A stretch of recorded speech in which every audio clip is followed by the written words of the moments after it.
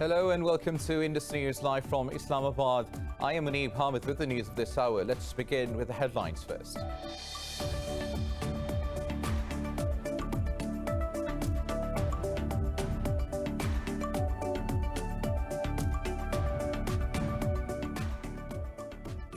President Donald Trump has announced that the US will completely withdraw from Afghanistan by this year's end. In a tweet, President Trump said all American troops will be back home by Christmas this year. The announcement comes on the 19th anniversary of American invasion of Afghanistan.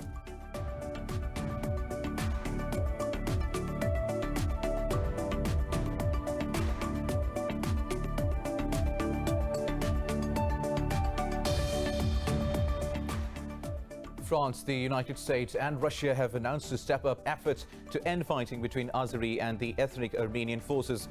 French Foreign Minister Jean-Yves Le Drian said representatives from the three countries would meet in Moscow on Monday to seek a ceasefire. Meanwhile, Azerbaijan's Foreign Minister Ceyhun Bayramov is meeting international mediators today in Geneva.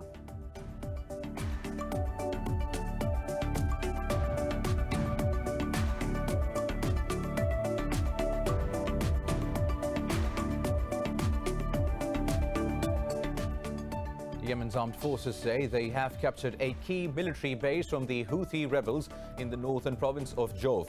A spokesperson for Yemen's army said the air paved way for forces to storm the base, killing dozens of rebels.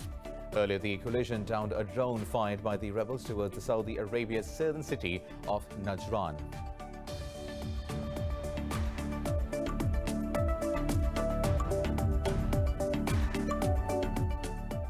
In the U.S. vice presidential debate, Republican candidate Mike Pence and Democratic challenger Kamala Harris have clashed over Trump's handling of the coronavirus.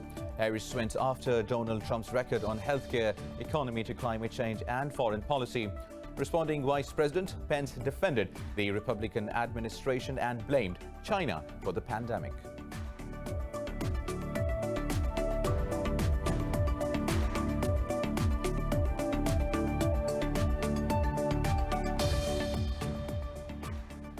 The global coronavirus cases tally has surpassed 36 million, with over 1 million fatalities. India has registered 971 deaths and over 78,000 new cases overnight, with infections tally crossing 6.8 million. In Pakistan, 9 people have lost their lives to the virus overnight, taking the death toll to 6,544.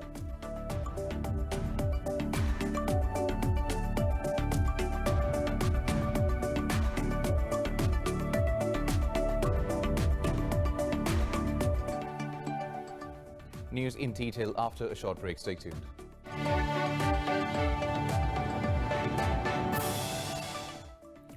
Welcome back. Now let's have the news in detail. US President Donald Trump has announced that the US will completely withdraw from Afghanistan by this year's end. In a tweet, President Trump said all American troops should be back home by this Christmas. The announcement comes on the 19th anniversary of American invasion of Afghanistan. Earlier, White House National Security Advisor Robert O'Brien said there will be a substantial decrease in deployment by early 2021. O'Brien said the number of troops in Afghanistan has reduced to 5,000 from over 10,000 in 2016. He said this number will be further cut down to 2,500 by early 2021. France, the United States and Russia have announced to step up efforts to end fighting between Azeri and the ethnic Armenian forces. French Foreign Minister Jean-Yves Le Drian said representatives from the three countries will meet in Moscow on Monday to seek a ceasefire. Talking to a parliamentary commission, Le Drian said everyone needs to understand that stopping hostilities is in their interests. Armenia says Foreign Minister Zohrab will also visit Moscow on Monday. However, the Foreign Ministry ruled out Zohrab's meeting with the Azeri counterpart, Ceyhun Bayramov. Meanwhile, Bayramov is meeting international mediators today in Geneva. Now, in the U.S. vice presidential debate, Republican candidate Mike Pence and Democratic challenger Kamala Harris have clashed over Trump's handling of the coronavirus. More about the debate in this report. Kamala Harris, who made her own unsuccessful run for the presidency, faced enormous pressure as she took the biggest political stage of her life. Harris went straight after President Donald Trump's record on healthcare, economy to climate change, and foreign policy. She said the Americans have witnessed the greatest failure in the country's history. They knew what was happening and they didn't tell you. Can you imagine if you knew on January 28th, as opposed to March 13th, what they knew, what you might have done to prepare? They knew and they covered it up. The president said it was a hoax. They minimized the seriousness of it. Responding, Vice President Pence defended the Republican administration and blamed China for the pandemic. But I want the American people to know that from the very first day, President Donald Trump has put the health of America first. Pence also criticized Kamala Harris and Joe Biden, who have promised to mandate masks on federal property and encourage the practice nationwide. We now know, because of great investigative journalism, that Donald Trump paid $750 in taxes. When I first heard about it, I literally said, "You mean $750,000? And it was like, no, $750.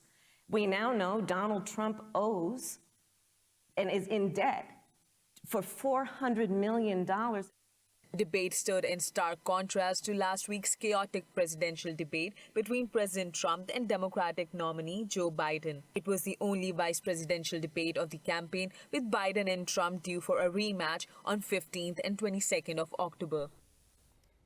Well, now, Russian President Vladimir Putin says there is a sharp anti-Russian rhetoric from U.S. Democratic presidential candidate Joe Biden. In an interview, President Putin said Russia will work with any U.S. leader. About Biden, Putin said he has been encouraged by the Democrats' comments on arms control treaty.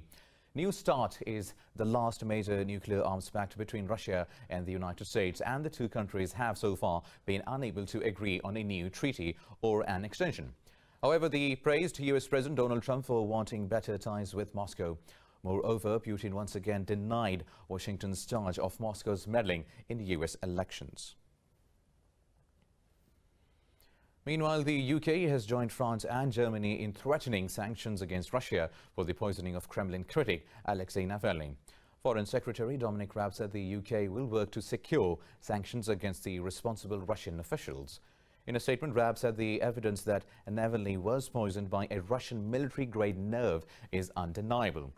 Earlier, France and Germany accused Russia of involvement and responsibility for the poisoning. Both said they will seek to impose EU sanctions on those responsible for what they called breach of international norms. Meanwhile, the Kremlin said Russia was not developing any chemical weapons. The Kremlin said it is fully complying with its obligations under an international arms control treaty. Now, the European Union says it wants a post-Brexit deal with the United Kingdom, but not at any cost. This comes hours after British Minister Michael Gove said London wants an agreement with Brussels, but it will not be held hostage. European Council President Charles Michel said this after talking to British Prime Minister Boris Johnson in a briefing to a parliamentary committee. Gove said he will be happier to conclude an agreement, but he said Britain is stepping up preparations for a no-deal scenario when its transition deal with the EU expires. Prime Minister Boris Johnson has set October 15th as a deadline for clinching a post-Brexit trade deal. A new crisis in negotiations has emerged after London decided to push ahead with its internal market bill. Moving on, Belarusian opposition leader Sviatlana Tsikhanouskaya says she is impressed by Germany's support for her people. Tsikhanouskaya briefed media in Berlin following her closed-door meeting with German Chancellor Angela Merkel. Hundreds of thousands have protested in the streets of the Belarusian cities since the controversial election in August. Tsikhanouskaya said Merkel gave her great pieces of advice on how the opposition can get out of the political situation in Belarus. She said her people will consider their fight for democracy as an internal affair and urged Russia to let them be. We don't want to say that Putin has to decide how to solve our problems. This is our internal problem, and it's only up to Belarusians to get out of this political crisis. So we want to invite him to be a mediator alongside with other leaders to be mediators in initiating dialogue between authorities and people. Moving on now, Yemen's armed forces say they have captured a key military base from the Houthi rebels in northern province of Jowf. A spokesperson for Yemen's army said Saudi-led Arab coalition supported the operation. The spokesperson said the development is a heavy blow to the Houthi rebels' control of the northern Yemen. It said coalition carried out precise airstrikes, destroying Houthis' positions. The spokesperson said the raid paved way for forces to storm the base and kill dozens of rebels in the fighting. Houthis have not yet commented on the claims. Earlier, the coalition destroyed a drone fired by the rebels toward the Saudi Arabia's southern city of Najran. Israeli settlers have attacked 3 Palestinian farmers and burned dozens of olive trees in occupied West Bank. This comes at a time when the Israeli army closed about 800 acres of land belonging to Palestinians. An Arab NGO said the orders were issued in conjunction with the olive harvest season in the Palestinian territories. The Arab Studies Society said the occupying authorities do not want farmers to reach their lands. It said Israel aims to facilitate settlers to reach the Palestinian olive fields and steal their fruits. Now, Indonesian police have arrested nearly 400 demonstrators following protests against a new jobs law. The government says the new law is necessary to attract investment, but critics view it as pro-business.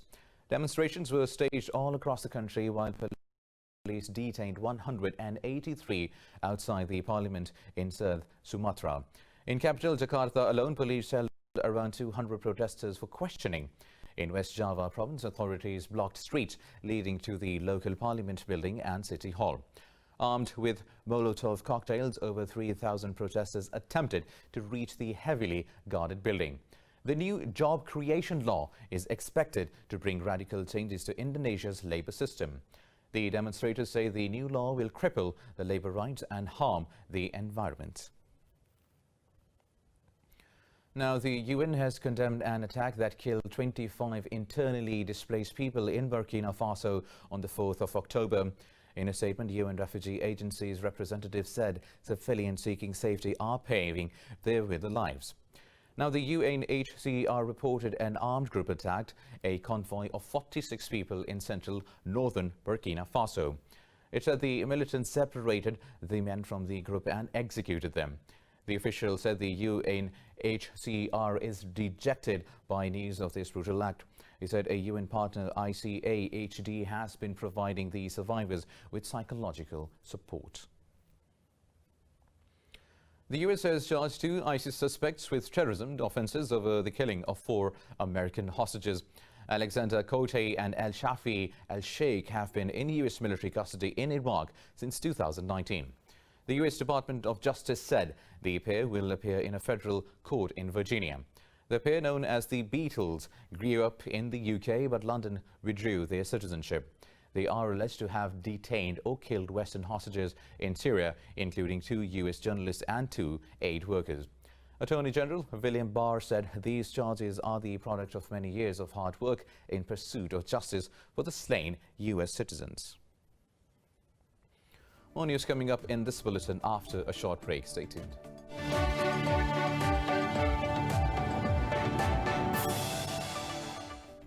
And welcome back now. New Zealand Prime Minister Jacinda Ardern's party is projected to be 1 seat short of being able to govern alone. An opinion poll shows the party has double-digit lead over its rival. Labour Party's leader and Prime Minister Jacinda Ardern's popularity has taken a 4% hit. Ardern said she is keeping an eye on the polling, but she is pretty happy with the numbers. The opposition National Party has slipped down by 1 percentage point at 32%. Speaking to News, opposition leader Judith Collins said she believes it's still anybody's race. Now, the global tally of coronavirus cases has surpassed 36 million, with over 1 million fatalities. India has registered 971 deaths and over 78,000 new cases overnight. How the virus is wreaking havoc around the globe in this report. Coronavirus cases and deaths continue to rise across the globe as nations ramp up struggles to contain the spread. The Americas remain the theater with grimmest COVID-19 pictures. The US continues to lead the world in coronavirus numbers with more than 7.5 million infections and over 211,000 deaths. However, President Donald Trump has called the COVID-19 disease a blessing from God for him. I view it different. It's a cure. For me, I walked in, I didn't feel good. A short 24 hours later, I was feeling great. I wanted to get out of the hospital. And that's what I want for everybody. I want everybody to be given the same treatment as your president, because I feel great. I feel like perfect. So I think this was a blessing from God that I caught it. This was a blessing in disguise. In Latin America, Oxfam's regional director says the COVID-19 has dragged millions of people from the middle classes back to below the poverty line. Over the past 60 days, 11 countries and territories in the Caribbean have moved from moderate to the intense transmission of the virus. Brazil has passed the mark of 5 million confirmed cases. The country approaches the 150,000 deaths in the second most deadly coronavirus outbreak outside the US. Brazil this week reaches the sad mark of 5 million COVID-19 cases. That number is much greater due to low testing levels and the under-notification of the disease. Very soon we will reach 150,000 deaths, a frightening number. With regards to this, we are seeing the authorities easing social distancing more and more, despite the number of cases. Meanwhile, in Europe, France has reported over 18,000 new cases, a new high in single-day infections. Italy has imposed new restriction measures as infections in the country rose to 62,000. Czech Republic has also reported more than 5,000 new cases, highest one-day tally since pandemic started. Meanwhile, in Pakistan, the number of COVID-19 active cases have reduced to 8,015. The Health Ministry says out of over 316,000 countrywide cases, more than 302,000 have recovered so far. The ministry added 9 more people have lost their lives to the virus overnight, which raises the death toll to 6,544. It said 583 people tested positive in a day. The ministry said over 139,000 cases have been detected in the Sindh province, while over 100,000 have been reported in Punjab so far. The National Command and Operations Centre said 76 COVID-19 patients across the country are on ventilators. Now, Pakistan is remembering the victims of the October 8th earthquake in 2005 that killed over 80,000 people. More than 4 million other people were displaced by the 7.6 magnitude earthquake that shook the nation. The earthquake was among the deadliest to ever hit the region. In some places, whole sections of town slid off cliffs and entire families were killed. The Muzaffarabad in Azad Jammu and Kashmir suffered severe devastation. The town of Balakot in the northern Khyber Pakhtunkhwa province was almost completely destroyed. Damage also was reported in northern India and Afghanistan. Now, Mexico's Nobel Prize-winning scientist Mario Molina has died at the age of 77. Molina's environmental research body said he died of expected cardiac problems. In 1995, Molina became Mexico's first winner of Nobel Prize for Chemistry. He was awarded prize for his work on threat to ozone from chlorofluorocarbons. One of Mexico's most eminent scientists, Molina was considered a global authority on climate change. In 2008, he was appointed as scientific advisor to U.S. President Barack Obama. Meanwhile, Hurricane Delta has passed through Mexico's top Caribbean resort Cancun, causing less than feared damage. The storm lost its strength before reaching the land and weakened to Category 2. Thousands of residents and tourists had already retreated into shelters. Troops cleared roads as fallen trees partially blocked access to Cancun's strip of 5-star hotels. Delta is expected to gain strength again after passing into the Gulf of Mexico, turning north to Louisiana and Texas. The U.S. National Hurricane Center has issued a storm surge warning for parts of the U.S. Gulf Coast. Finding a suitable work to earn a square meal in a war-torn Syria is an uphill task even for men, let alone women. But one woman has broken the barriers of the glass ceiling. Let's have a glimpse of her struggling in this report.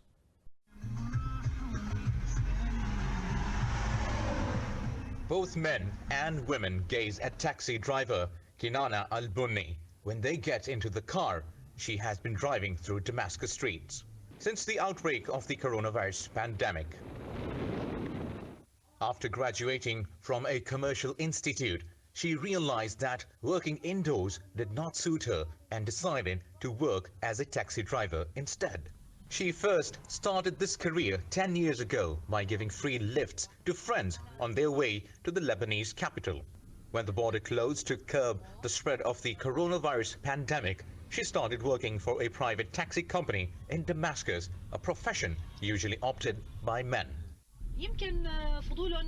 There is a belief here in this country that women do not know how to drive. So I try to change this idea and show that a woman can drive and sometimes drive better than a man. The 37-year-old single mother does not only want to provide an income for her 2 children, but also to change attitudes regarding female drivers. When she first sat behind the wheel, her family opposed the idea, saying that society would be against it. But the real support came from her friends. They opposed the idea a bit. It surprised them. It can't be. How is that possible? In our family, nobody is like this. Our society refuses this. A female driver? Fine, you took a driving course, but to give rights to men, to women, it is not nice. I told them no. This is what I chose and this is my future. Of course, I am looking for more than this. Kinana Al-Bunni has proved that strong conviction coupled with hard work cannot stop anyone from pursuing their goals. Now she dreams of owning her own car or taxi company. A British auction house sells the skeleton of Stan for $31.8 million. Stan is one of the largest known Tyrannosaurus rexes. The pre-sale estimate for Stan was thought to come in around $8 million. Stan is 40 feet long and 13 feet high. He is also notable for 2 fused vertebrae scientists have identified in his neck. The vertebrae suggests the dinosaur broke his neck and survived during his lifetime. Most TRex skeletons are held by museums and private institutions. The auction house, Christie, says it was an opportunity for a private collector or institution to acquire the bones. The anonymous winning bid was received over the phone. The Universal Pictures has suspended the production of Jurassic World sequel after a few people on the set contracted COVID-19.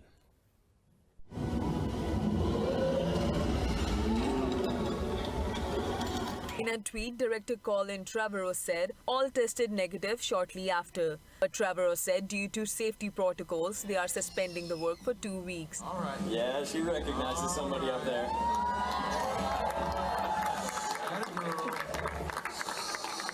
Yeah, these people are...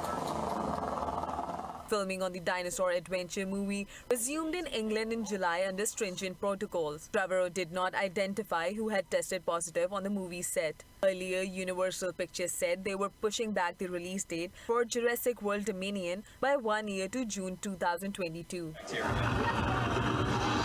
Strong team.